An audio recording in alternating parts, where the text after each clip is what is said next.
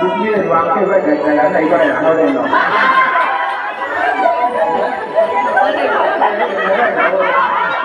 ใช่ครับ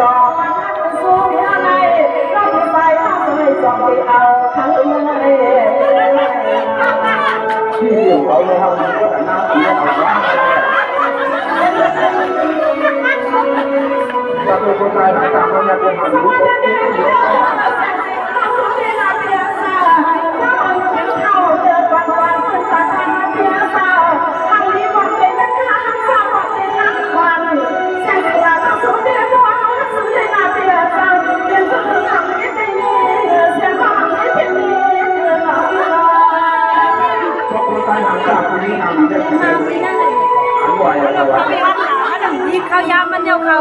อินด้วยค่ะข้าวเหนียวเนี่ยค่ะแล้วอินนั่งไหนเย็นก็อาบน้ำซับได้หรออินนี่ค่ะน้องก็ทำน้ำปีนเลยค่ะน้ำไหลนั้นแบบไม่ได้หมักกันได้บอกว่าเป็นผัดน้ำปีนไหลยังไงคะแล้วมาว่าอะไรนี่นั่งก็อินค่ะว่าไม่ได้รับเดี๋ยว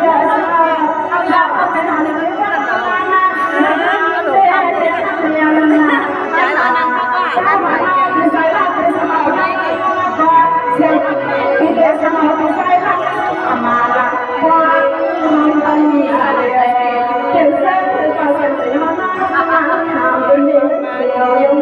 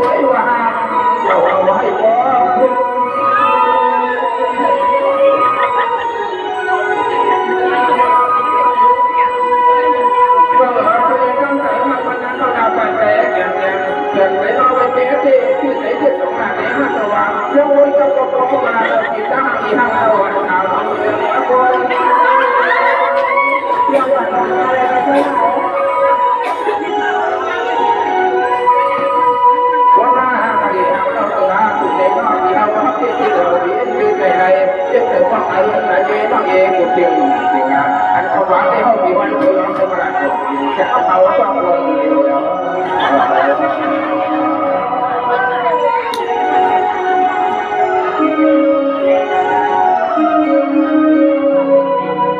เชื่อว่าอันเดียวกันวันนี้เชื่อว่าเยอะกันวันนี้เรียนอะไรมาไหมเชื่อว่าอันเดียวกันในตั้งใจเอาเขาคำว่าที่จะต่างหน้าไปสุดท้ายดาวตาดูเนี่ย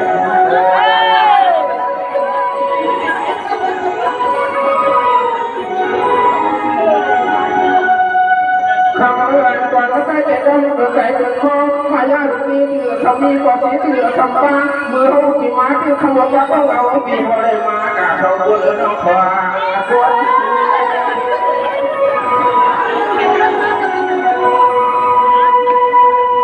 เมื่อเดียวที่น้องหันยาเสกข้าวเสกยาขวัญน้องได้ปีผัดยาก็ได้การเราที่ไว้สีก็แบบปีนั่นที่คำที่น้องควายน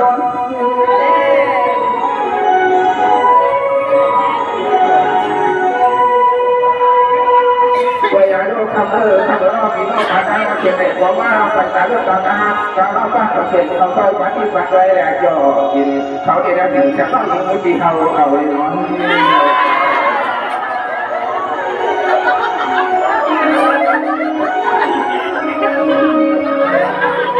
ยิ่งวันนอกปีเขาเข้าปีหน้าปีนอกจะคู่เขามากกว่าเราไปยังปีที่เราขับมันก็เกินใจก่อนปันนอกเขาอย่างเรา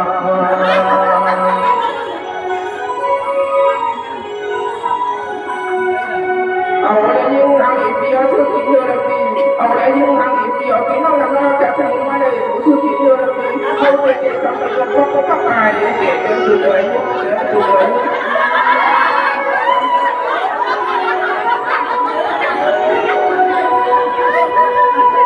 ยอดเดียวไว้ใจพี่แก่กินข้าวคำใหม่คือเราเดียวนะว่าได้กินเสียงเสียงแต่น้อยก็มีกว่าไว้กว่าไว้เขาจะคิดว่าเขากับกินรออยู่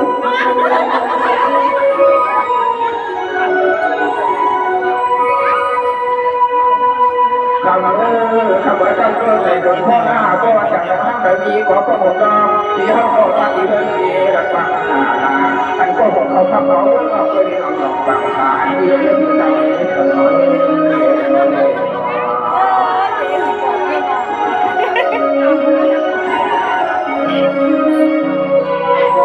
ที่วันเราเป็นเนี่ยวันเราเป็นเนี่ยว่าเขาตีเราวันเรามีคำเขาพูดเยอะ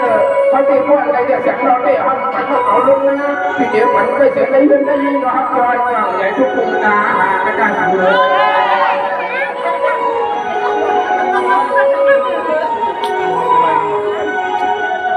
ป่านนี้เดียวหางจะหางใจมากเลยคนทำยาแล้วไอ้คำเรายุ่งเดียวเนี่ยเรียกว่าเป็นปัญหาคำเราเป็นข้อยาวส่วนเลยไม่ใช่สิ่งส่วนเพียงระยะมุกหาเรื่องการฝ่ายสวยสวย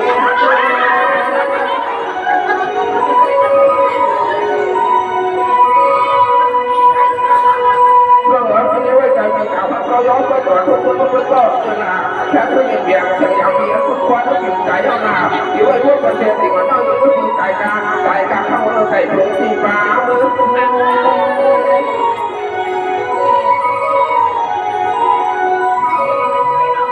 คำ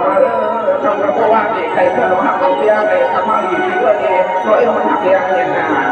ตัวนี้เขาจะนอกเสียการเขาแล้วก็ยังมาใครหัวทางที่ต้องการเราใส่ก็ต้องคนหา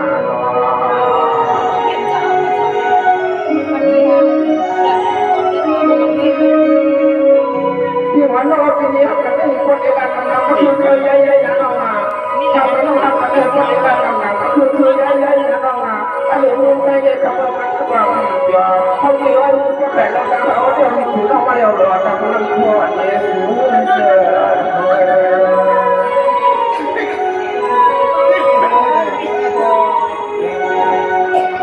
คำน้อยลูกเดียวเนี่ยใครไม่เคยว่าก็มีคนเขาเคยว่าก็คนเขาเคยฟ้องเราหนักก็เลยนอกออกที่ยันทับถูกต้องก็เอาไอ้คนถนนมีคนเขาก็ไม่ตีเขาเอาความเอาความ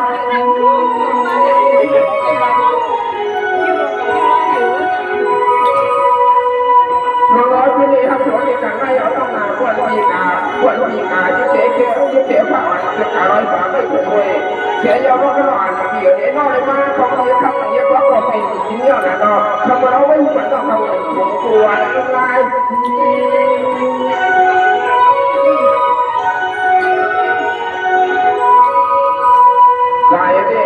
Cái nào mà phải có để sau